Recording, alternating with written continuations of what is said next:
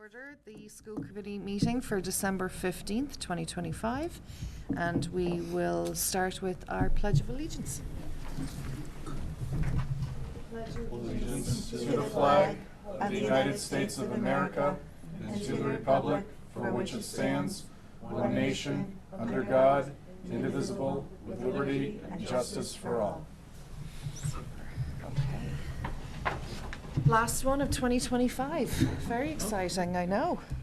We'll be seeing you next year for all the work we're going to do then. Okay, let's start this evening with our consent agenda. We've got school committee meeting minutes, budget transfers, and designating a member from the Robinson School Building Committee to the MSBA Designer Selection Panel. So if we're all good with those, I'll take a motion, or do we have approve? Awesome. Seconded. Okay, and all in favor? Oh, yeah. Sorry, I just wanted to speak to it in case someone from the public was watching. Yeah, sure. So the next step in the Robinson School Building feasibility study is to choose a designer firm. So the architect engineer firm that will help us figure out all of those options that we've been talking about. This process is actually a panel of 18 people, or is it 15 and we're 3 of the 15, or 18 and we're 3 of the 18? One or the other. I don't remember. I think it's larger. I think it's 18. Yeah. It's double-digit amount of people, So many. and many of them are like MSBA staff and or in the industry, and we are only allowed to have 3 Westford representatives. One of them being the town manager, another being Chris Chu, the superintendent, and then the third is just anyone from the building committee that's designated by the district school committee. It could be the chair, it could be whoever. I would love to see that be Lindsay. I think she has brought an enormous wealth of expertise to the committee, and I think because we're so limited on 3 voices, it's a lot of pressure, and I think she will serve us really well in that role. So. Yeah. No, I think that's it. Excited. Let's do it. We're lucky to have her Yeah, expertise. so those meetings will be Yeah. in February, so we'll have an update after that. Okay. So we've got the motion and a second, so all in favor? All right, there we go, 7-0. Moving on to public comment. Don't all rush at once, people. And I'm assuming we've nothing online. Okay. And our informational updates. We have no student representatives with us tonight, so we'll start with our superintendents. Thank you. In the packet, there was the annual information from the Valley Collaborative.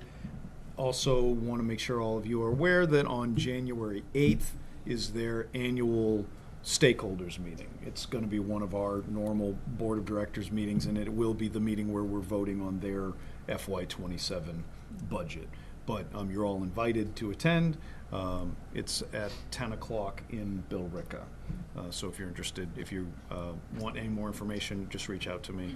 If you think you will be able to go, let me know. That would be nice, just so I'll know to look for you, because sometimes the room does get crowded. In the packet tonight, there's also informational piece from Director of Facilities, Jeff Goodwin. It's about this opportunity for, I had to figure out what, read it again to figure out what VFDs were, variable frequency drives. He's been working with the town manager's office to help with all the different sustainability aspects and that we've been looking at. And so they have an opportunity with dynamic control technologies to engage in multiple VFD replacement projects that will include replacing antiquated and in some cases failed VFDs at Westford Academy, Abbott, Blanchard, Crisafulli, Miller, Stony Brook, and the Normanday School through the process of using the net metering credits. And so the select board needs to vote on that, and so it's going to be going before them on the 23rd. So I asked him if he would just kind of draft this memo so that you're all aware of it. Okay. It's more of the projects that he's been doing, similar to the light projects and things like that, but this way you're just all aware of it. So that's really the purpose of that. And then the last thing I just wanted to mention was in January, we originally had put a hold on January 12th if we felt that we needed to potentially have a school committee meeting for the budget. I'm anticipating that we're not going to need that, and so what I'm thinking about doing is hosting a working session for the the next SDIP, the Strategic District Improvement Plan.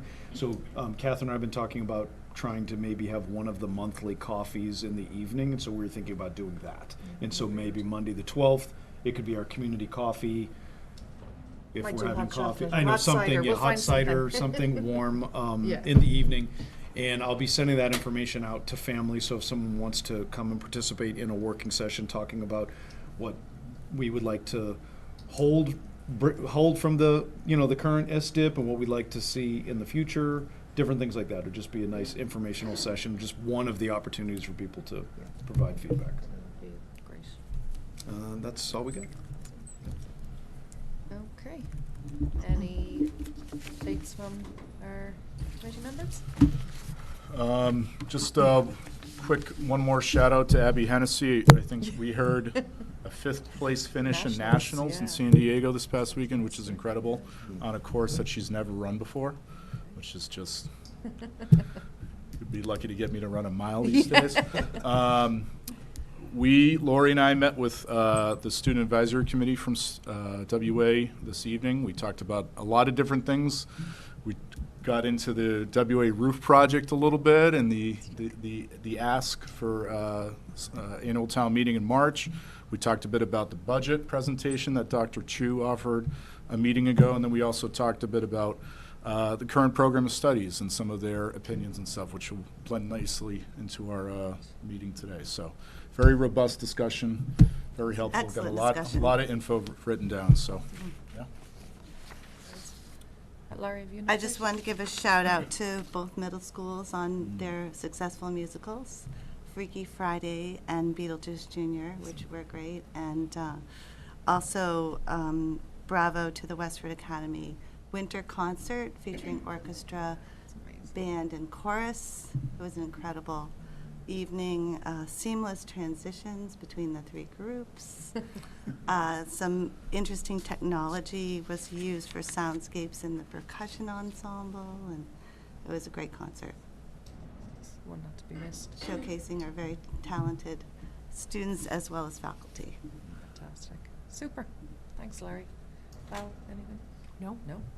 That's unusual for you. I know.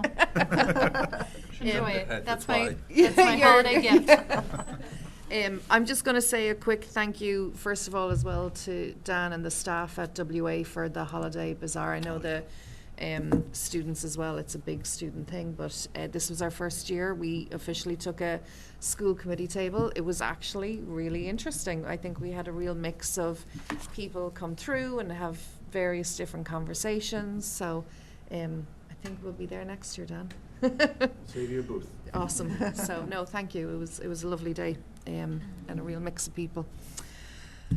With that, we are going to welcome Dan, Mr. Toomey, our principal of Westford Academy, and Lauren Clark, who is our head of our guidance counselling department at WA. And just to give people at home and all our members context, tonight we're going to be speaking about the programme of studies, which is something that we kind of typically haven't done before. So this is kind of the first night. We discovered last year as we were going through graduation requirements, competency determination policies, that it's actually best practice that every year the school committee would approve the programme of studies for the following year of high school. And so typically this kind of is already start rolling out at the high school by in January, so that's why we have it here tonight. So we're going to have a chat about it and see where it takes us.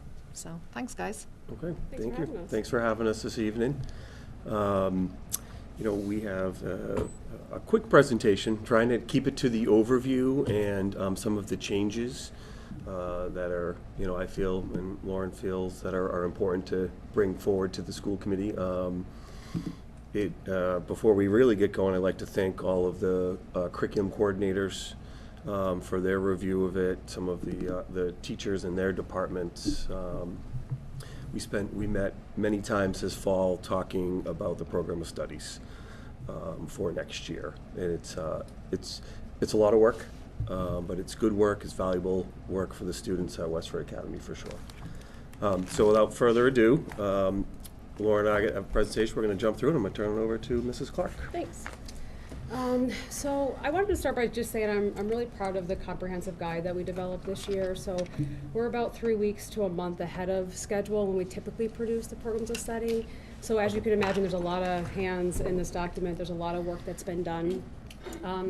So it's a 105-page document. A lot of it is the course catalog. So it's really an academic landscape of WA. It reviews all the classes that WA offers, the grade level, the sequence of courses, the number of credits associated with the courses. But the programs of study is much more than just a course catalog. So it really establishes the academic roadmap, so it clearly defines competency determination, graduation requirements, the classes needed to graduate, the credits needed to graduate. It serves as the course selection logistic process, so everything associated with Power School is really laid out there. It's an essential step-by-step guide. It has a scheduling timeline. It has the scheduling worksheet. There's steps for Power School and how students input that information. We also communicate academic expectations there, so the grading policy, which is outlined per honor roll, and then the course level guidelines, which Dan will talk a little bit more about later on in the presentation, is really outlined this year, which we're happy about that addition. We also are able to talk about the support structures. So this kind of overviews the school counseling department and describes any specialized academic or career-focused opportunities. So that would be the senior capstone, that would be dual enrollment, independent studies, EduSeer, or online options for students. And then it thoroughly explains our override process. So it details the process for students and for families so that if they wish to override a teacher's recommendation, they know the process and the kind of the deadlines associated with that. So I'm going to go over the scheduling overview. If you want to move one more slide for me. Thank you. This is a very overly simplistic scheduling overview. So I'm going to kind of, yes. So I'm going to try to give you the nuts and bolts, but it's multi-layered. Scheduling for 1,500 kids is a lot, and there's a lot of steps to it, but I want to be able to explain it to the group. So in the fall, typically in November, is when curriculum coordinators develop new courses. They do not do this in isolation. They work very hard with their departments, along with Dan and myself, to make sure that they're offering new exciting courses for students. They're working with their Java-likes at different neighboring schools to develop that as well. So the overall whole scheduling timeline is really produced in October by me, and then the curriculum coordinators develop their new courses, and we review that timeline in usually November. In January, the programs of study is shared on our website. That's not the only thing that's shared in January. We also have our freshman transition page. We have a scheduling page. We have academic tools that are updated for next year as well. This is shared with students via Dan's Friday email, and then it's also shared out with families in the counseling newsletter. In February and March, we have presentations to the students. So we have our 8th grade school counselors who present to their 8th graders about WA's graduation requirements and course selection process, the Power School, the process to go through Power School. I developed the slide deck for the middle school 8th grade counselors. And I do that just because I'd like it to be uniform, and we all agree that I kind of come up with it and they present the information. And then during advisory in February the 11th this year, I present to our current 9th, 10th, and 11th grade students on everything scheduling. And so that's how to walk through the process, which is also online, but I walk through them each year on how to do that. And then I go over the new courses that we're offering for next school year, which is probably the most exciting part of the whole presentation that I have. They love that part of it. So, so that really happens in February. The middle of February. We also have our 8th graders who come visit WA. So they come up for our Future Freshman Day, a very fun, exciting event. Dan and I don't talk too much, which I think they enjoy because it's really student-centered, and the students put on all the fun events. So they get tours of the building. They hear from various clubs and organizations. We have a lot of tables set up outside in the PAC area, and it's a really fun way to bring the two middle schools together. So that's a fun day. We have a presentation at night for incoming 9th grade parents, an information night for them to learn more about the different curriculum domains, and then also just a lot of the Power School information as well. Teachers make recommendations in February. teachers also have conversations with the students about the recommendations before the PowerSchool portal is open. And this is important to us because we don't want anyone opening the portal and being surprised about the recommendations that were put in the system. So there's conversations between teachers and students. Students then review the recommendations within an 8-day window period of time.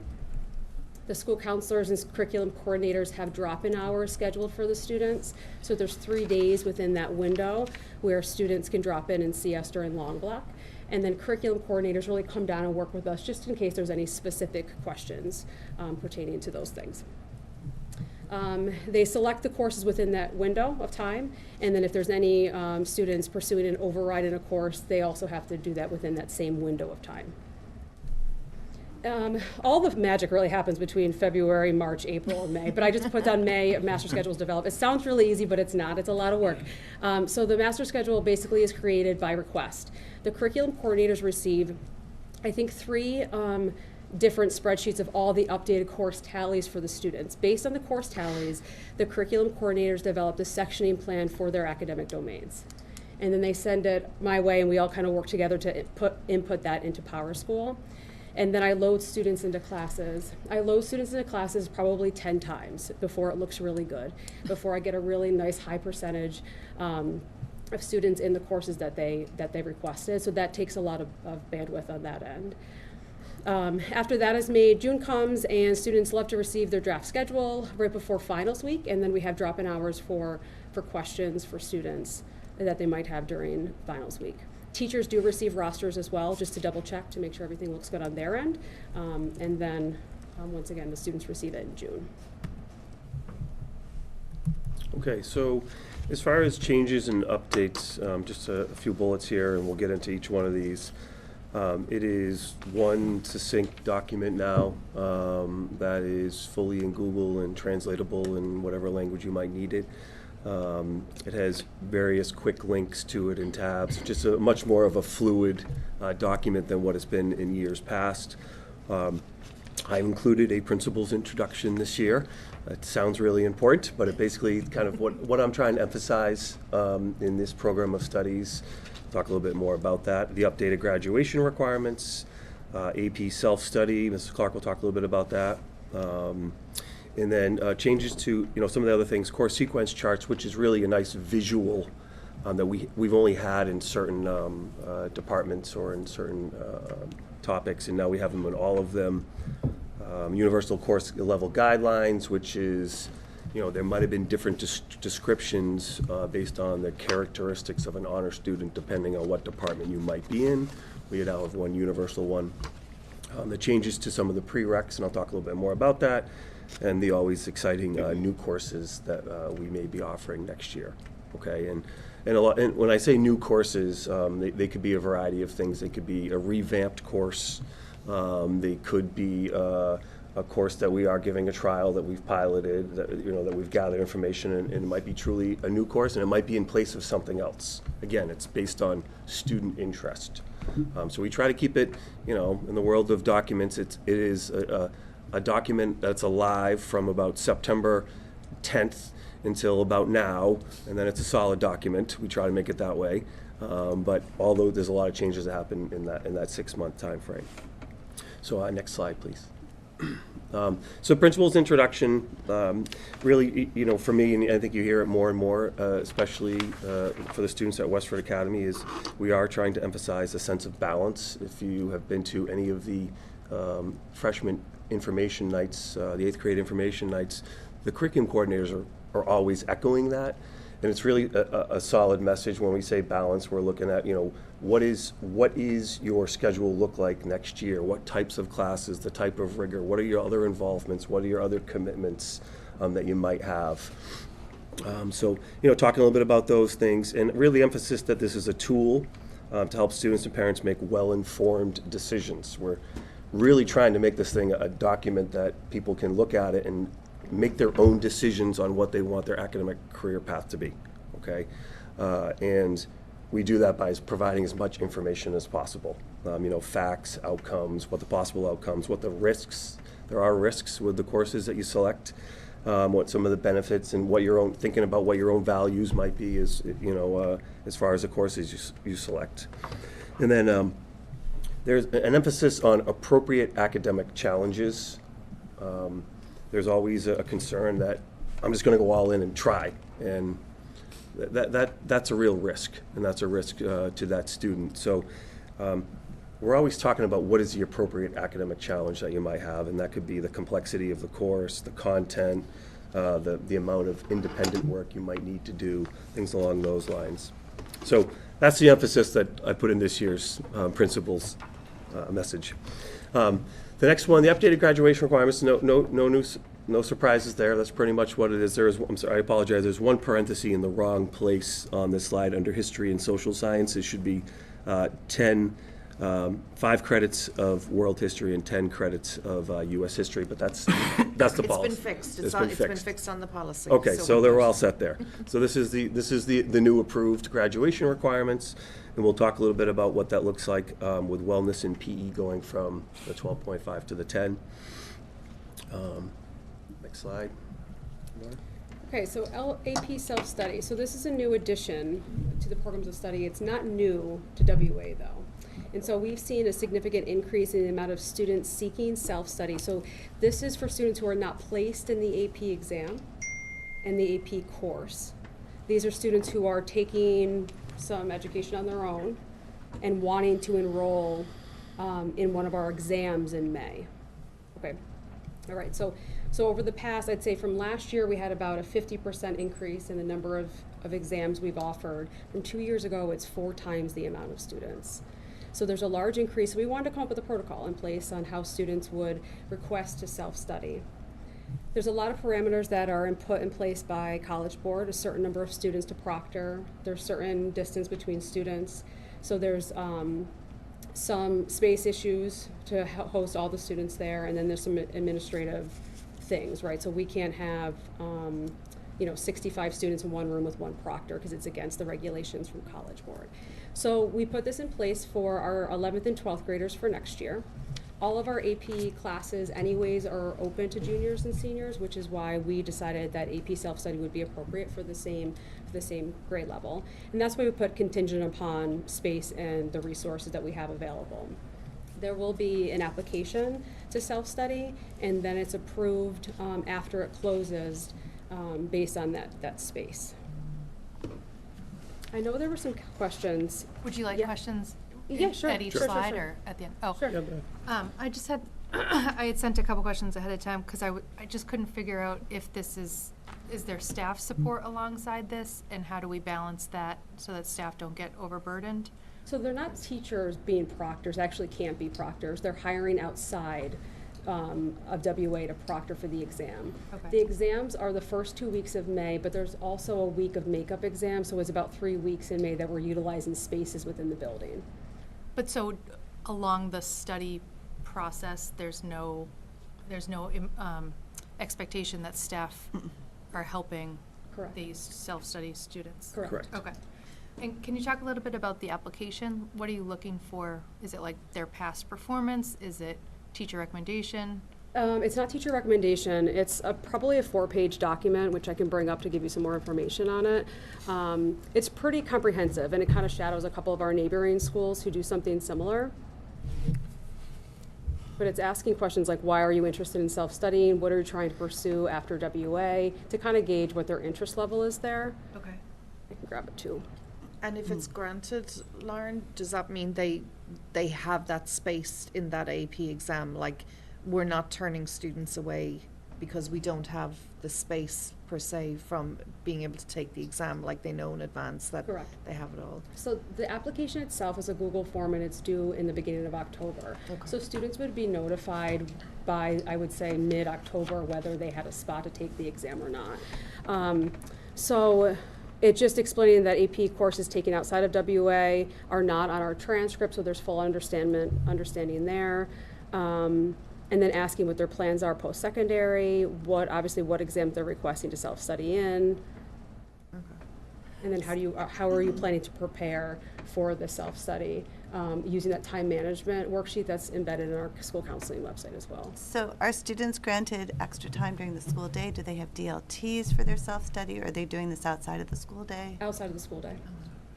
Some may have a DLT. Yeah. That's Yeah. possible, yeah. Mhm. But it's in addition to their schedule that they have at Westford Academy. Right.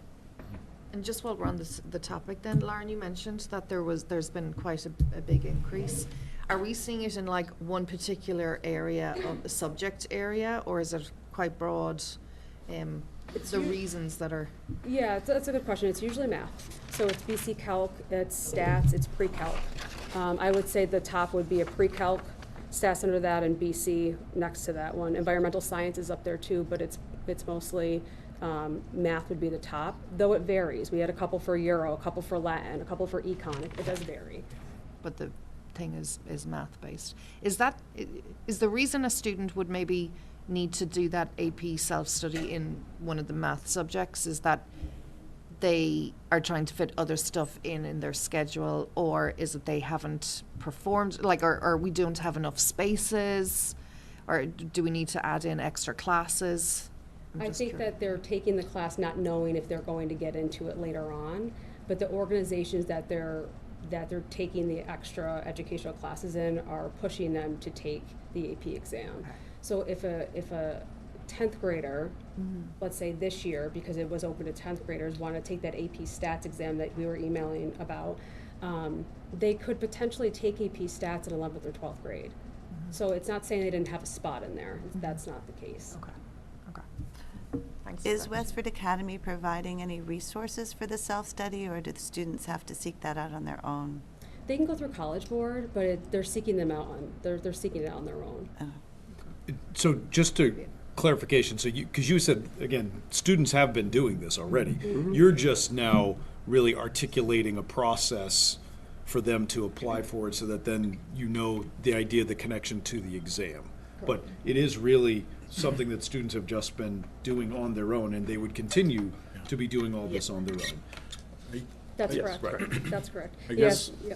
One question I have is, so if there's been a fourfold increase in student requests for this, is there any concern, I mean, clearly, there's a need for AP courses at WAs, like, that's what students are articulating to us. I mean, I look at it from the budget standpoint. If we had licensed teachers, again, we talk about the money issue, licensed teachers overseeing those students and the rigor through, a full year course in preparation for this exam, or we have students that are at home working on their own directed study without some of that oversight and that support that a school environment provides. I mean, Lauren, Principal Toomey, like, just the idea of the support a student needs to thrive doesn't get as much to me from a self-study. Not to say it's important, we want to offer that, but I guess just from the budget standpoint, if we had more teachers who could provide AP courses in WA, there would probably be more mental wellness and health benefit to those AP courses, those students taking those courses. I guess, do you guys understand how, like, the vehicle, yeah. Yeah, I think students they self-study for different reasons. Right. And so Yeah. they could potentially not place in a certain class, and they just want to take the exam. Okay.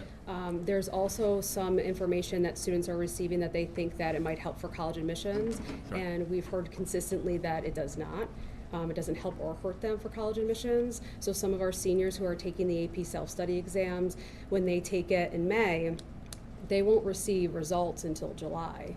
So the recommendation for students is to take the course so it's on your transcript, because the rigor is what the colleges would be looking at, the transcript itself. And I don't think more teachers would help the stress of selection of the classes Yeah. that students want to be in. Yeah. The not extracurriculars, but the music classes, and Yeah. as opposed to, Yeah. a double math. I So- just think about the load, Yeah. the load on our kids anyways with clubs and extracurriculars and the arts and sports and you name it, and, if we're asked, self-study on their own time versus being able to take an AP course in-house with the oversight of a teacher for that year. You know what I'm? You said that the numbers have increased. What are the numbers? So from 2 years ago, 18 exams, now 79 exams. Okay. And other neighboring schools have seen an increase there as Yeah. well, just because the organizations where they're taking those classes are pushing them to take the AP exam. The recommendation is to take the course at WA. Yeah.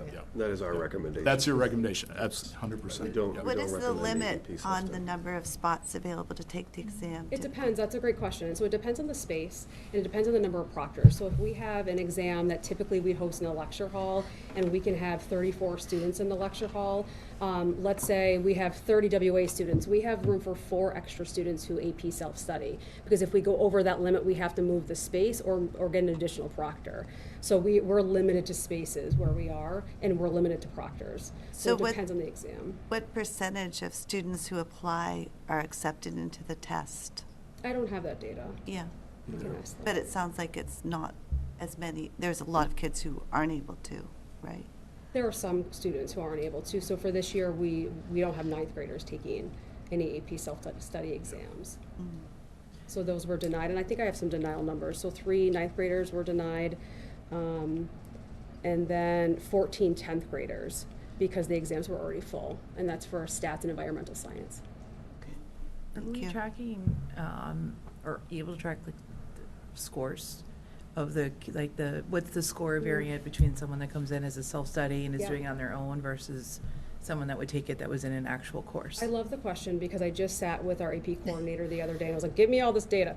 And it really varies per exam. And there's no, and she showed me every year on. Logic, rhyme so or there- reason. Absolutely. And I wish I had more concrete data for you, but it's just not, That's it's an just answer not though, there. right? Yeah. Is that it's, Yeah. it'd be one thing if you consistently saw that the self-study students right. were always doing significantly lower Yeah. on the scoring, and then you could have an argument that the course itself, Yeah.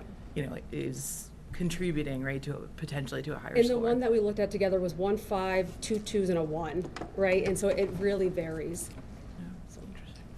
Those 10th graders, Lauren, that wouldn't have been able to do the AP exam, is there a reason, like, does that impact them potentially for college pathways, or is there a kind of a presumption made that you can definitely do it next year, like you'd be at the top of the list next year, or I'm just kind of curious. It wouldn't with hurt that. their chances if they don't AP self-study for the college admissions process. Yeah.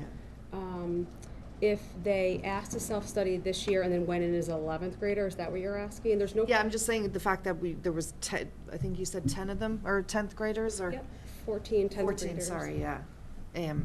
Yeah, they're not given typically priority. What we really wanted to do this year was, well, for next year, close off the application and then do the lottery, which I know you emailed a question about the lottery.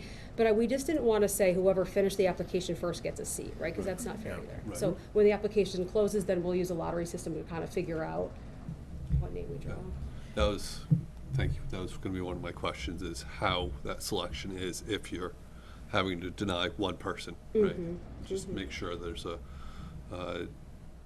fairness to it. The only thing I was gonna add was, it sounds like you love data. Yeah. And you're tracking it too.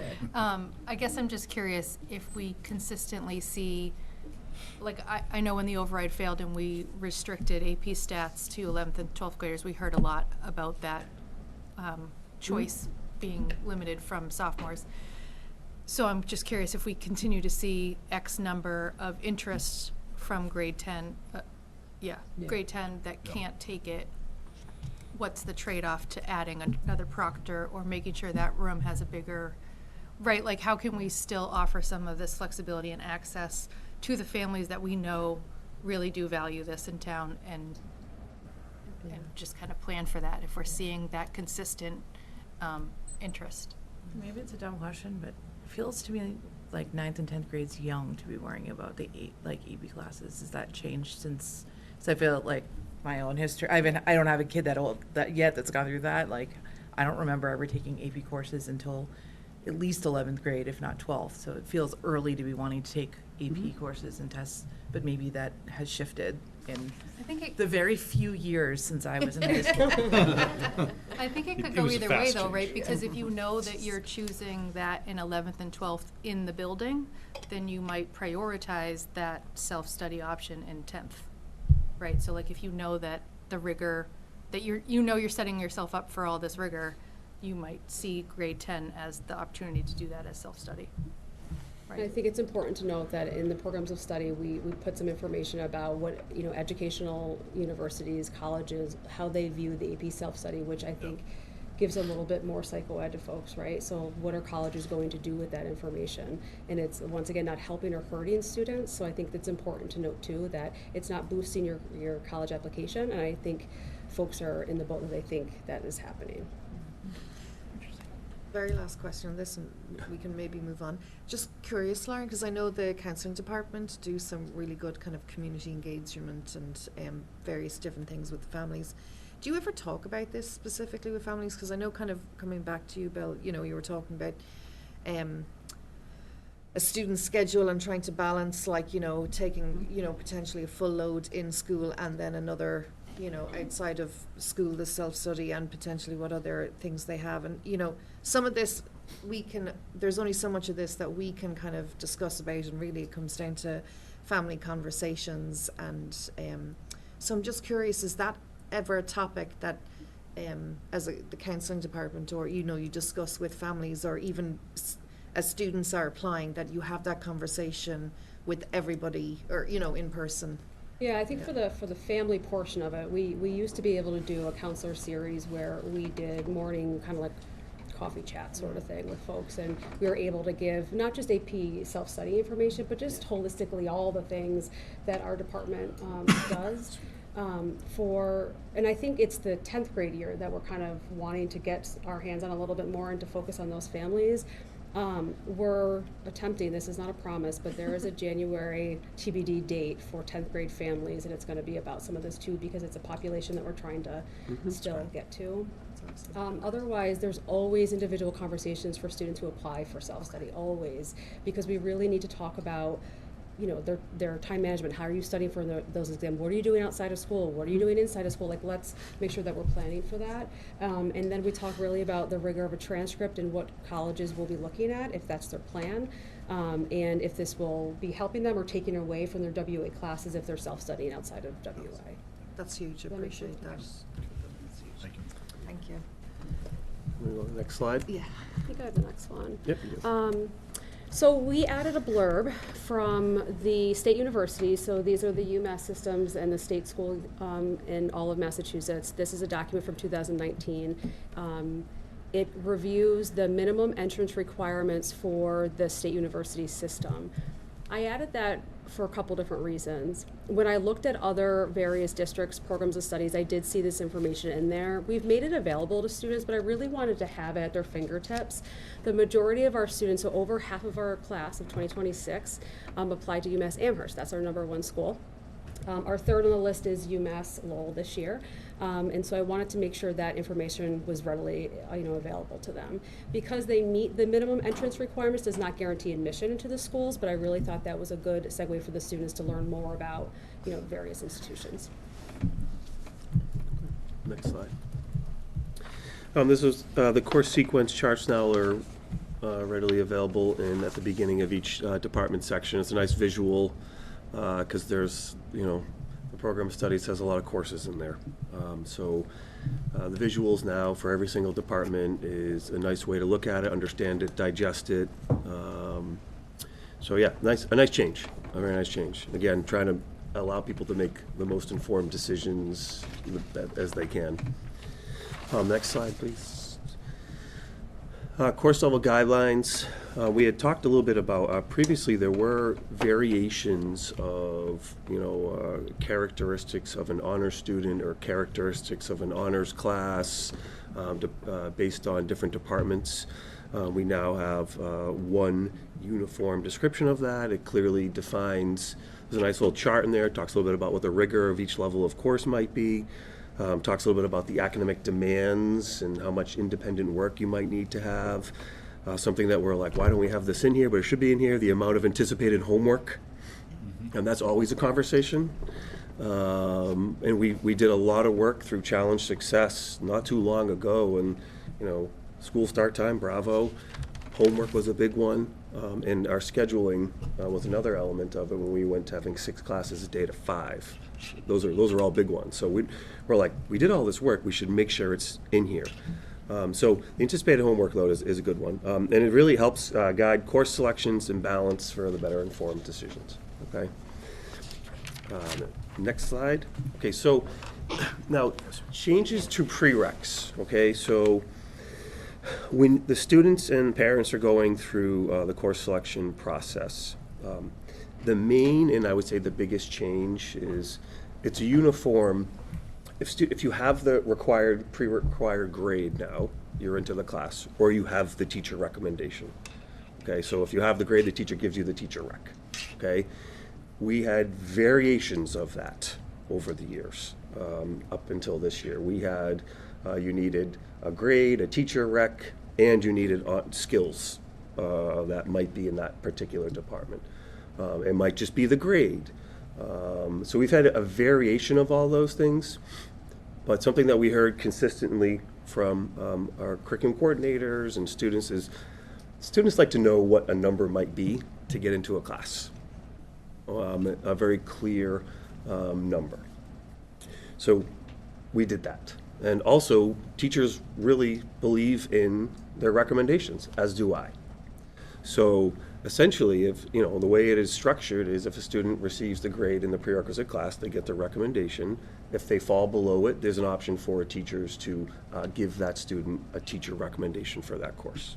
Clean across the board, no more different entryways. We're trying to make this clean and understanding for everybody, so that was a big one. We talk clearly talking about what the course rigor is, and then communicates the academic demands specifically. I'm sorry, wrong slide.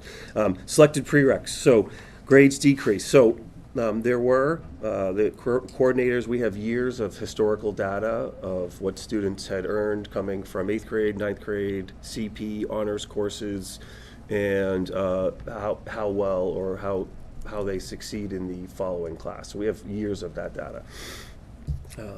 So one change, for example, is a majority of our overrides are coming from 8th grade to 9th grade. So across the board in the languages and histories, English, all these different departments, we've lowered that number because we felt like those students are succeeding. So when it says 93, that could be as low as an 88. And a student would override into that course. We have a 5-point override process where students, if they fall within that range, they can override into that class. Okay. Other prereqs that we have for grades, we've lowered. It used to be we had 85s, we had 83s, we had all sorts of numbers if you are in an honors level course. And if you now if you have an 80 in any of those courses, that's the number you need to get the recommendation for those courses. And you can override up to a 75. So it's pretty straightforward. Okay. We've included all of that override information in the program of studies. Before it was like links with all the information in there. Now it's all in there, so you understand it. So those are some of the primary changes to those prereqs. Like the course sequencing hasn't changed. Like you still need to take, algebra, geometry before you take algebra 2. So those prereqs are all still in place. When I talk about prereqs, I'm talking about what the number might be for a student to receive that recommendation. Okay. Dan, can I just ask one question? Yeah, go ahead. Are they kind of typical, the numbers you're talking about there, within other districts, other schools, of kind of, what would be considered typical for, getting into those prerequisite numbers, or? Yes, and every school does it differently. Okay. There are a wide variety of course selection processes. There's no one size fits all. We are a big high school. Our scheduling is very tight. There's no denying that. And it's been tight for a couple of years. So that's a real concern of ours. I would say it's funny, in my cohort of dual county league principals, Acton Boxboroughs, the Westons, the Waylands, the Concord Carlisles, all these other types of schools that are east of here, everybody does it differently. And in some of the course selection process, if they don't have some structure on how students are placed, they're asking, what is that structure like for us? They ask me. Now, there are some schools that have very, very rigid course scheduling, and they're trying to figure out how to open it up more, okay? Ours is somewhere in the middle, and we're opening it up more. Okay, did that kind of answer your question? Yeah, no, it does, Yeah. that's perfect. It's, Thank you. everybody does differently. Yeah. You know, I think there's, Which is an answer in itself, like. you know, I mean, there are, a common one is, you get a teacher recommendation, and if you don't agree with that recommendation, you override it purely, and you can take that class, that next level class, if you're going from a college preparatory class to an honors level class. Okay, so, okay. You kind of mentioned this, but do you feel like the changes on this slide came from a place of like increased flexibility and? Yes. Okay. Yeah, I would say increased flexibility, more opportunity on course selection.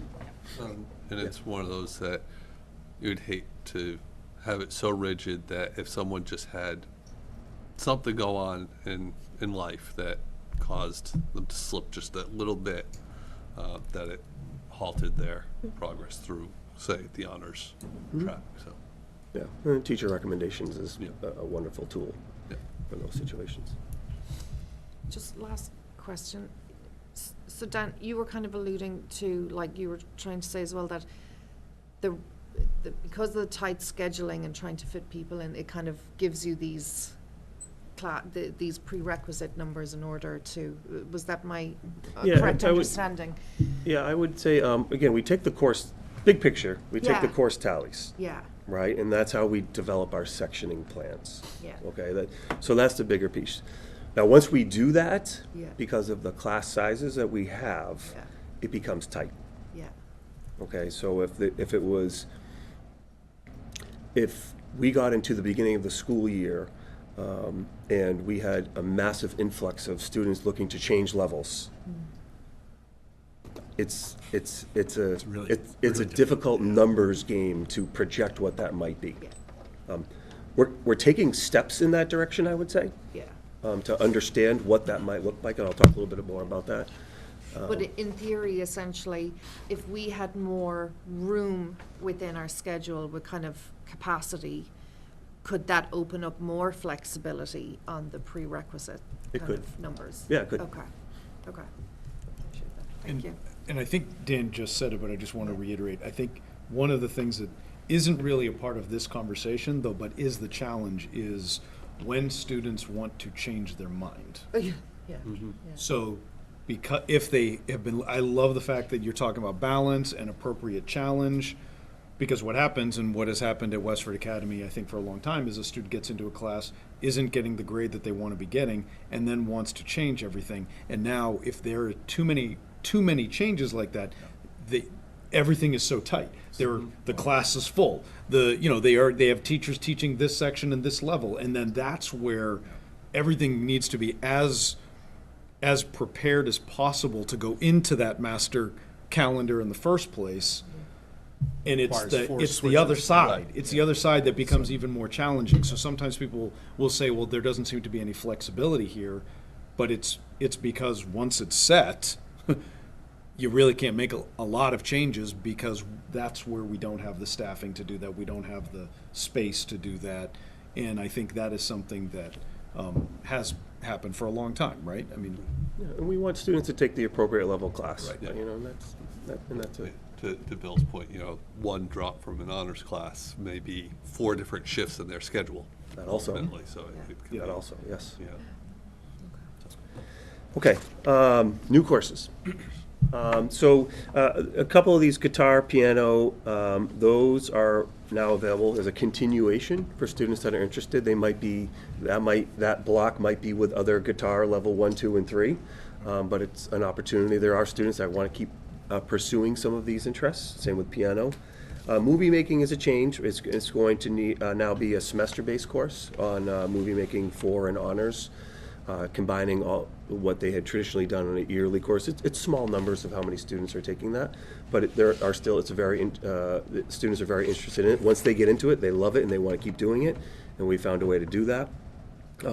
A new a truly new course as an option for us. It's all, again, it's about requests on if this course would run or not, because we have to have the right amount of students that are interested in taking it, is AP Chinese, AP Mandarin, which would be equivalent with all of our other languages that we have and offering an AP exam. So we felt like Mandarin, AP Mandarin would be the next step in that, if we have numbers for it. History, these are senior seminar classes, the real world and history off script. You can read a little bit about what those courses. They're seminar courses where they cover, and there's seminar 1 and seminar 2. We're not planning on running both of them. We're going to go with the interest where the most interest is, but there's certain different topics in those. It's a senior seminar. It's basically built around 3/4 for students that are interested in capstone, which is a lot of our students are interested in capstone, but they know they are going on capstone. Like they have plans, and there's a balance there that we're trying to do. AP macroeconomics. We've had AP economics. There's actually 2 exams, an AP micro and an AP macro. So we're offering the AP macro. We're trying to condense everything into one AP economics. And from review, it's best that we go and offer an AP macroeconomics. And again, if interest, okay? PE health and wellness. Brian, go ahead. Oh, Val. Is that absorbing AP economics and becoming AP macroeconomics? So or is the it AP in addition to economics it? is now AP microeconomics, I see. okay? Okay. And we're adding Thank you. a macroeconomics. Okay. And we can do this, we're not adding extra staff, it's kind of No, within our this is, staff and yep, capability. correct. This is all, there's no additional staff.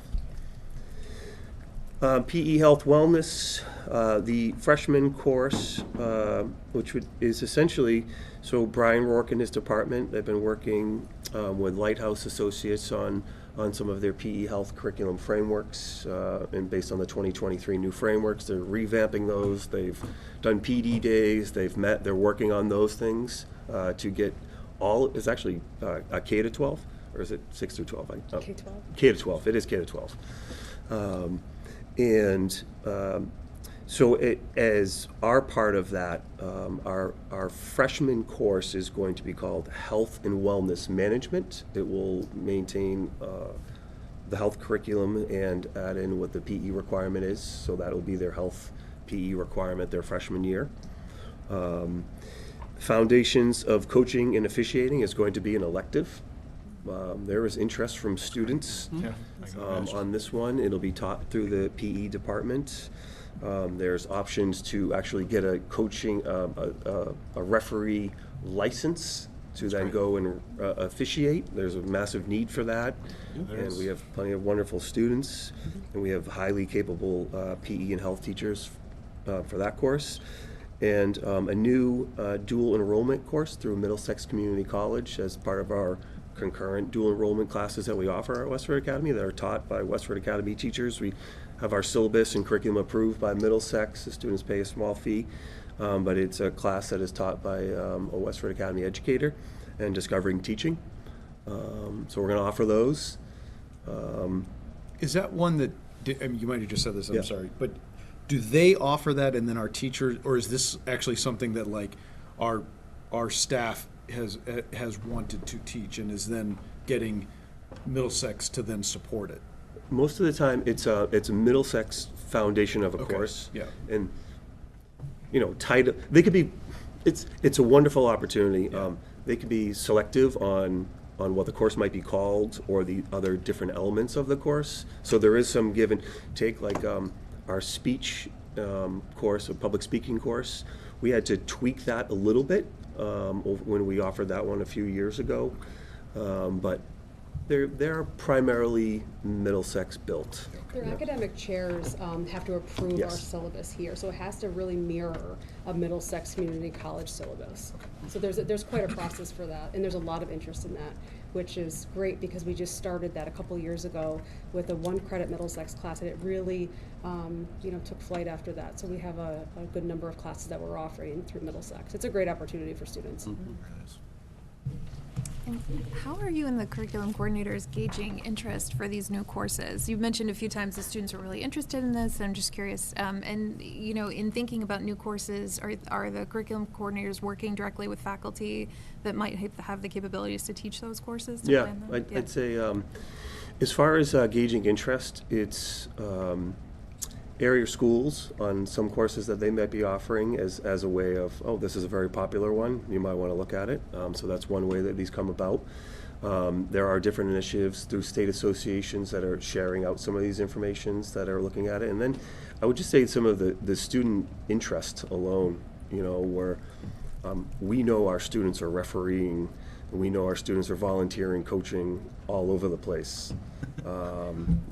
You probably see them on the fields on the We're the weekend. only ones that are using them over here. WIBA, we're ready. Yeah. We want to link up on this. So- Sorry, I got to put on my other hat. Just That's okay, that's Another okay. volunteer hat. And we know there's that interest. Yeah. And then, you know, for the discovering teaching one, absolutely. You know, we've had a Future Educators Club at Westford Academy over the years, and there's been interest there, and We want to hook them early so that we have plenty of teachers. And you mentioned a couple times, you know, if there's enough interest. Sure. I'm assuming you have that number of what it takes to run a class. Yes. You know, Yeah. obviously, like guitar and piano, they may be the leveled classes. You Yep. know, some things match that, but yeah, it's when those requests come, those conversations that would take place between Laura and myself and the curriculum coordinators to feel like if there's a true number to offer it. And we're flexible, so with the guitar and the piano classes, there are students who really want to take the fourth level, the fourth class. And so it's always a combined class for those two. And so there's wiggle room. So if we have more students in Guitar 4 and less than 2, we can make that work. Yep, so we can move around where we need to. I think I got them all. Next slide there. This is just an FYI primarily. Student services, those are some of our courses, and we are renaming those to more accurately reflect on what they might be. The history is now called Modern World History as opposed to World History. It's a different part of it. I'm in one of those. Yep, and then Is that across the board, Dan? Like anywhere it was world history, it's now modern world history? Yes. Yeah. Just curious. Yes. Yep. And then principles of trig and pre-calculus CP, former trig and advanced algebra, because it's really more of a pre-calculus focus at that point. Okay, so those are just FYIs. Okay, looking ahead, in this program of studies, we had a lot of conversations around weighted and unweighted GPA. Again, it's there are schools that have an unweighted, there are schools that have a weighted, there are schools that offer both. I'm not quite sure where we fit on that. I have my own personal opinions, but that over the next 6 months or so, we're going to dive into that, and you might see something more next year at this time, as far as if we were to go about changing, because currently we have a weighted GPA, okay? And then one part of the override process this year is we're collecting data on students that might be interested in overriding multiple classes, more than 2, and we're collecting that data to try to identify what that impact might be, if it's possible, what does that do to our sectioning plans, like that kind of stuff. Because again, that was something we looked at really closely about the override process of just going, students can take what they want, but you have to fully understand what the risks are to not changing anything of what we have for our process right now. So that both of those need more time to, I would say, study, receive feedback, run through all the different stakeholders that are in the community, in the school, and the students and the parents. So there was a moment where those were coming across in this, but then I think it needs more time. It needs more time to fully digest those and understand those. So looking ahead. And I don't remember what the third folder was there, but that's okay. It's okay. There is a form for the supplemental overrides. Correct. In the thing. So is that just data collection, or is there a possibility that somebody might have something approved? It's a possibility, but it's primarily data collection at this point. Yep. I think we've always asked the question, well, how many more overrides will we have? We're gonna find out Yeah. to the best we can. Okay. That concludes that. Any other questions? Sorry that took so long. Can I ask one last? Yeah, go ahead. And I mean, it is all connected, Dan. This is really the whole inner workings of WA, and your program of studies is what you do. And I'm kind of curious the impact that our budget is having on your ability to create the program of studies, provide opportunities. I know we're kind of just in that season, and based on what we had to do last year, 2 years ago, in kind of reducing our staffing numbers, I'm just wondering, are you finding particular areas in creating this program of studies that are made more difficult by budget constraints, or? I much can't does say budget I've impact looked this? at it through a budget, Okay. Lens. the budget lens. Thank you. Yeah. Chris has been clear, like, this is primarily what you're looking for staff, Yeah, yeah, in this next year. Yeah. So I haven't really looked at it through budget. I mean, after the failed override, yes, it became more difficult Yeah. in certain areas. We weren't able to offer everything. We weren't able to do all the things that we had been doing before. Yeah. So that was very real. Yeah. Class numbers went up, Yeah. so that was very real. Okay. Okay. No, I Yeah. know it's not specific, but, to the conversation tonight, but seeing as we're kind of in Yeah, that sure. spirit of conversation, in an ideal world, you'd obviously prefer to have some more flexibility in creating this program of studies, I assume. Yes. Okay. Ideal world. Which yes. equals money. Yes. Yeah. I think all of our educators in Westford would, yeah. Yeah. Lauren didn't say this when she was talking about the challenges, but this is the first year, because remember, we held on to one of the counseling positions for an extra year because someone was retiring. So Yeah. this is the first year that they've actually seen that reduction of the counselor. And that has an impact on rolling all of this out and its development. And so when she was talking about the morning coffees that they've had in the past, the reason why they're not able to do it is because they have more demands with fewer people. But she nicely didn't say that was a budget. Thanks for saying it for me. No, it's true. We want to hear the good, the bad, and the ugly. That's right. Yeah. No, appreciate that. Yeah, we don't, I personally don't want to have anyone glossing over the challenges that have been Right. coming up, because ultimately, all of our educators have made it work through a lot of effort. And that's not necessarily the way we want to be operating Right. into the future, so. Super. Okay. Thank you so much. Thank you. Clearly, Thank there's a you. lot of work that's gone in Very the thorough. last few months, so appreciate Thank that. you. And so, just to kind of remind people that this does require our approval, and so we plan to vote on it officially on January 5th, the first Monday we're back, if that suits your timeline, perfect. It can. Yeah. It can. Generally, we moved everything up a little bit on the Okay. timeline. Ideally, it would be tonight, but Yeah. the 5th can work. Yeah, I think with it, we typically try and give people a little bit Sure. of time to kind of process before we take a vote. I don't know if anybody has any thoughts on actually taking a vote tonight, or if you would feel more comfortable on January 5th. I will put that to the committee. If there's a preference. I mean, I think we asked a lot of questions tonight, and I think Ms. Clark and Principal Toomey answered those questions. I feel comfortable voting. Okay. I think. I will say, I think the practice has been that you have voted the nights of the handbooks. Yeah. Mm-hmm. Yeah. So this would be It's true. very similar. This is actually a very similar process that you do every year with the handbooks. The handbooks come on different nights because different groups come, but as a School practice, yeah. the school committee has always voted on the handbook Yeah. changes Yeah. during those evening Yeah. sessions.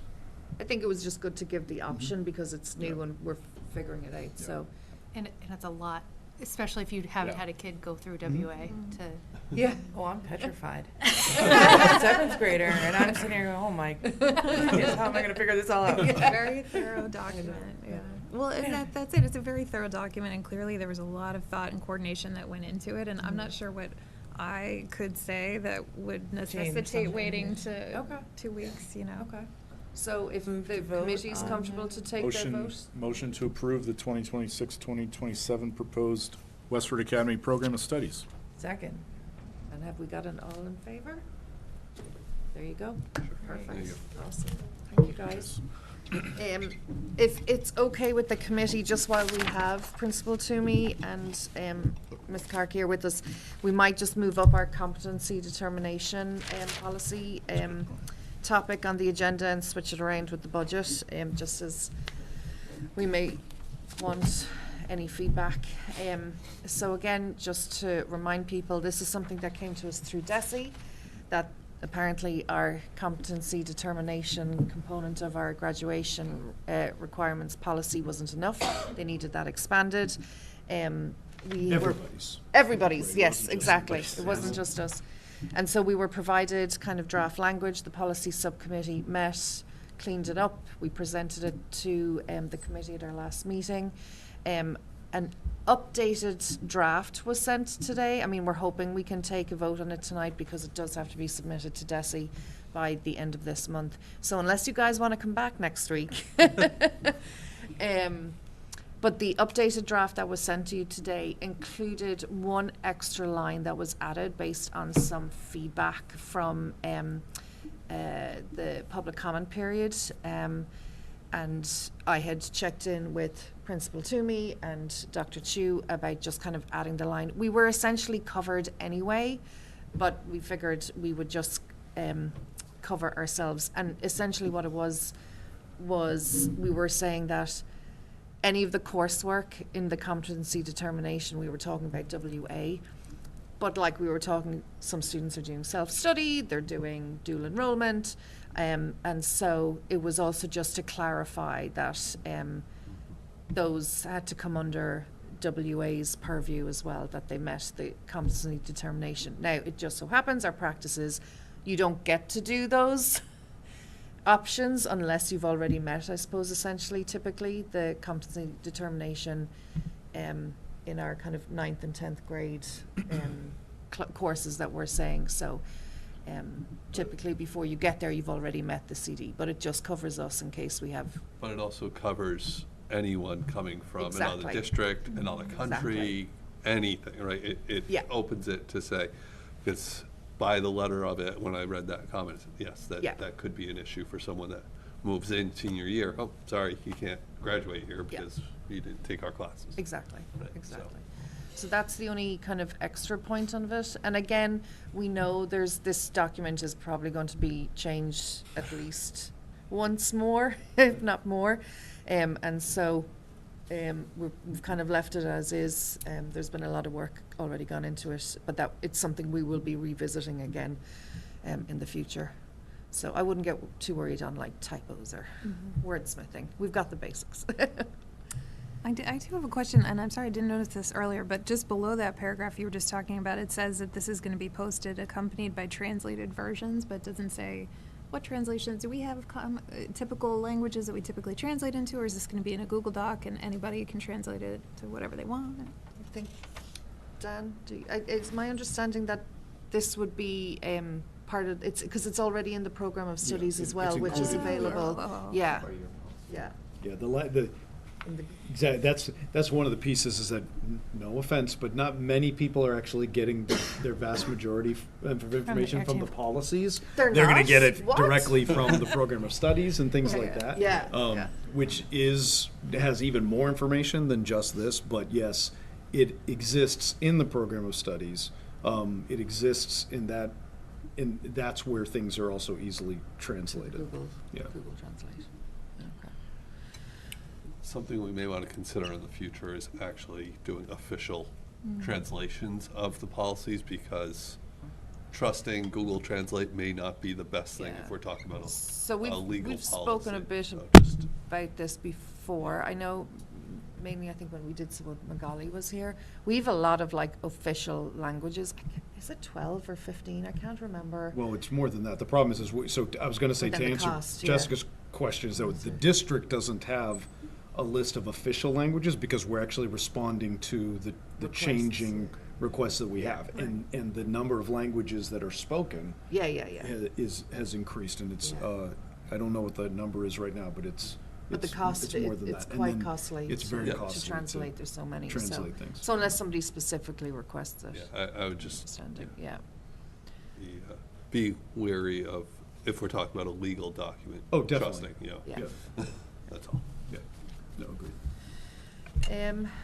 You ready? Go on, Shayna, you look like you're ready. Approve. Second. The updated, The updated P Competency. 6128. Awesome. And we got a second from Jess. Okay, so all in favor? There we go. Awesome. Thank you, guys. Thank you both. So I will clean that up and give you the PDF Great. tomorrow. Thank So you. you can send it up to Submit Desi. it to Desi. And that new sentence will get added to the program of studies. I assume so. That new sentence we've added. We'll update it. yeah. Thank you. As well with the parentheses that we. Good catch. Okay. Good holiday season, guys. Yes, thank you. Thank you.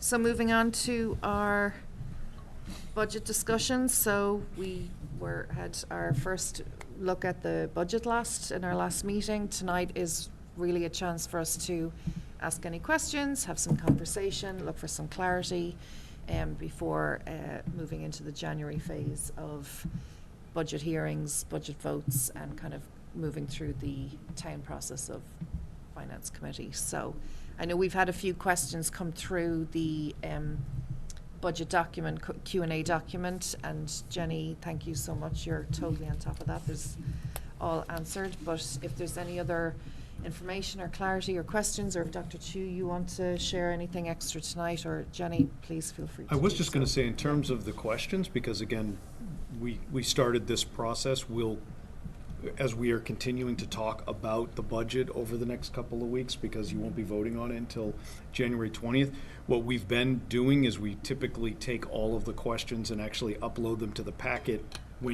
at the time when you're voting, so that then they've accumulated, as opposed to putting them in the packet each meeting. Yeah. Just for, so if, and we share answers with you. If there's questions you want to talk about, we can talk about them. If there's not, sometimes the answer makes sense and maybe you don't need to, but I just wanted to kind of share that. That's the way we've been using that process. So, Just as a point, sorry, I'm just noticing this, I don't know why I didn't notice it before. The file is labeled FY26 budget questions, is Yep. that correct? It is what it's. Yeah. It is what it's. You know what? Okay, I'll so- change it as we speak. So just, The school committee chair created it for us, and I didn't Done. notice that. So there we go. okay, yep. Thank you. So I'm just, I was just questioning whether or not I was opening the right one. Good question. So I'm like, no, I'm not living in the right year yet. There you go. Okay.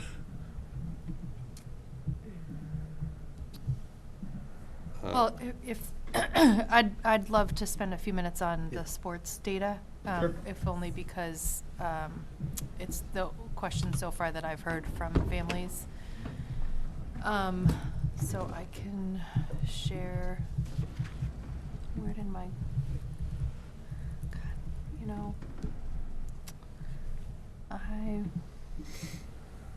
Vice Chair is underrated at running the Zoom. I don't know where my little share screen went. Were you trying Okay, to share here we go. that chart? I think I got it. Yeah, okay, here we go. You did that for me. It's Monday So, night. yeah, all right. So one of the questions I had asked was just so we could have a full view of all of the fees that are covered in all of the sports that we offer, athletics. And I just think I'm really grateful to the athletic department. I assume Jeff Bunyan and his team really Yeah. pulled this together.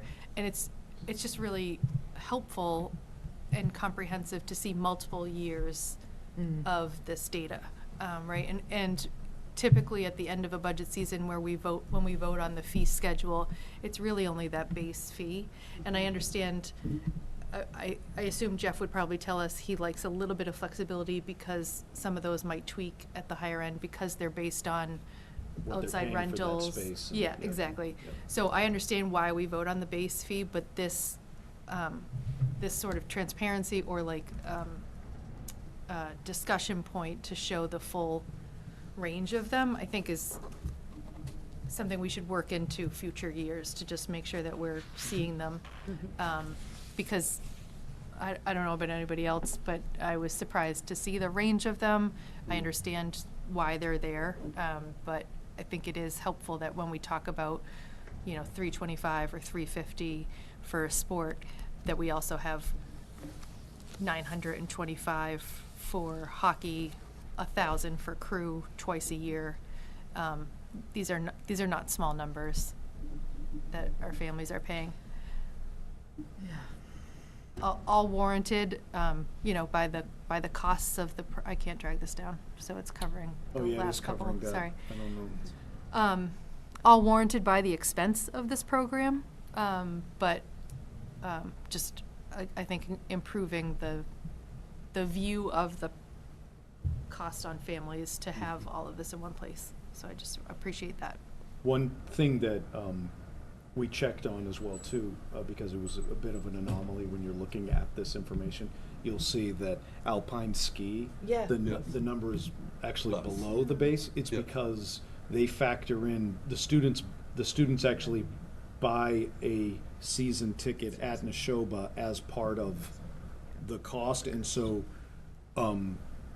the athletic department factors that into The fee. their fee, right? So then they're paid, that's the rest of it, if that makes any sense. Okay. Yeah, because we do not collect the lift pass ticket Yeah. from students. The students directly pay for Neshoba Valley Mountain. Instead of So- us collecting the money and then paying Neshoba, they pay Neshoba directly, and so that's why what I they mean- pay Westford is the difference I there. mean, one could argue that that's the same thing as the hockey team renting space. Sure, right? yeah. So, Yeah.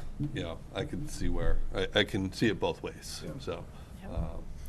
So that's really good data to see going forward, as we, like I said, as we continue those discussions. Yeah. So in But page- it's also, I think it's also important to still underscore the overall budget piece of Right. athletics, is that this only represents a portion Right. of athletics. It does not, like, Right. there is It still a is also general sup- fund yeah. subsidy of all of these Yeah. Right, right.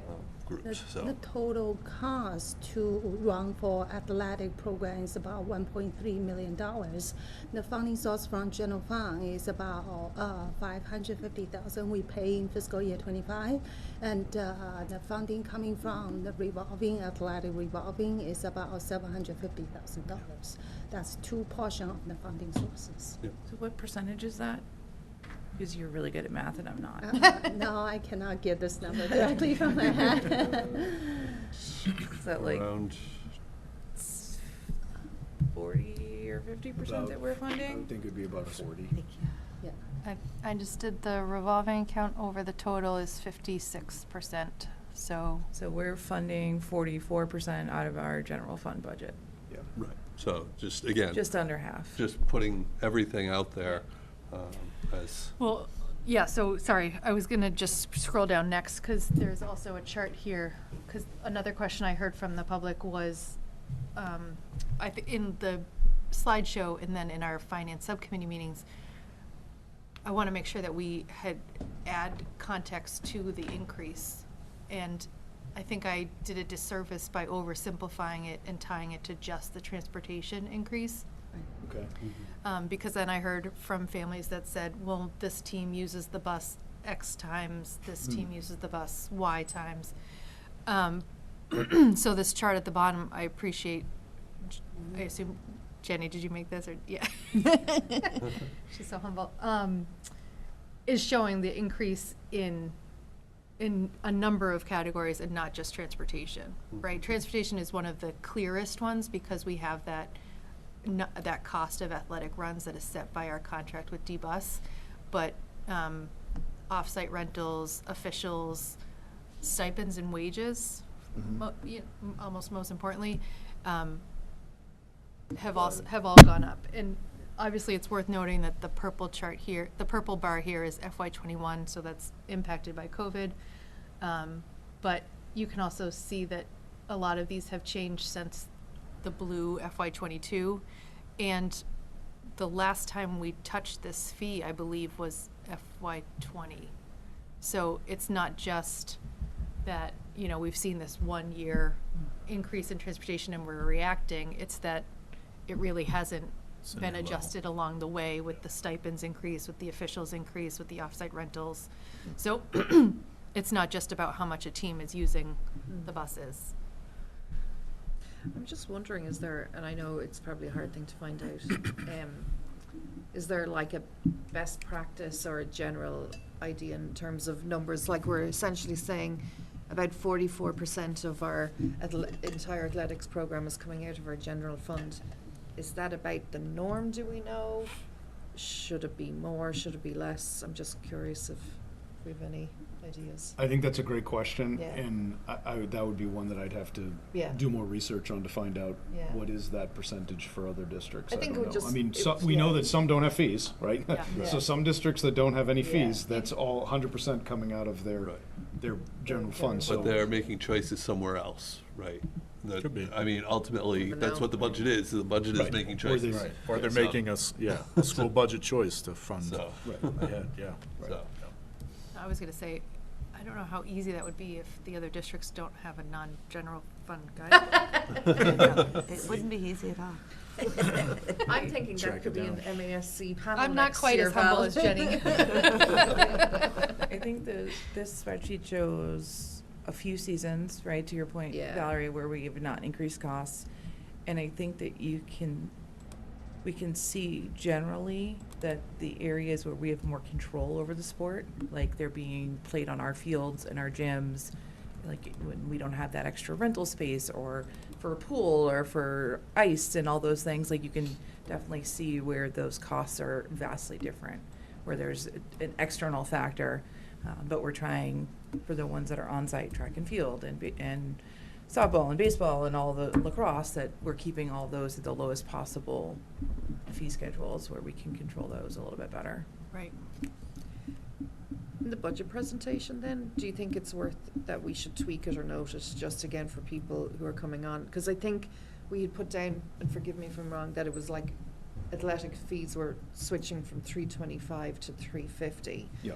I wonder, should we put a little bit more clarity? When I see just the mix of Variation. numbers, that there's a kind of a one-liner kind of just to say that, you know, The base fee. the or- base fee is jumping by 25 for majority or whatever, but just to put up some clarity into this. Well, some of them are. Yeah, Some of the higher ones are also But- increasing, but not crew. exactly. Yeah, yeah. Yeah.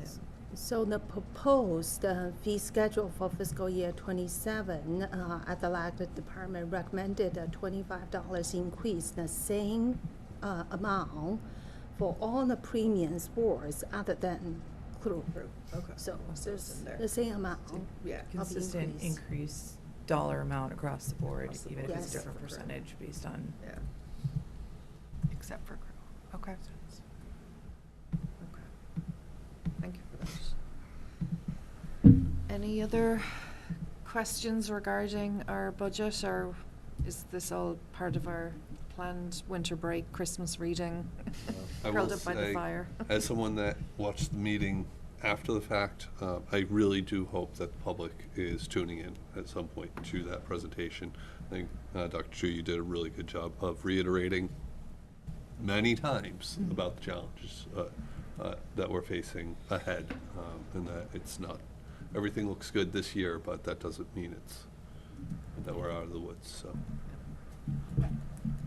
I was just gonna add too that the numbers Jenny was speaking to that helped us get ballpark that percentage, that data is in those supplemental finance subcommittee minutes that I shared with everybody. So if you're interested in additional light reading, there's plenty of backup material in there.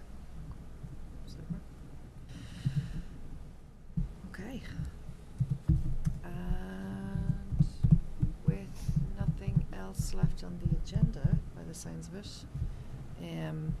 I am going to, Motion to adjourn. there we go. Second. Second, all in favor? Aye, there we go. Good night, everyone.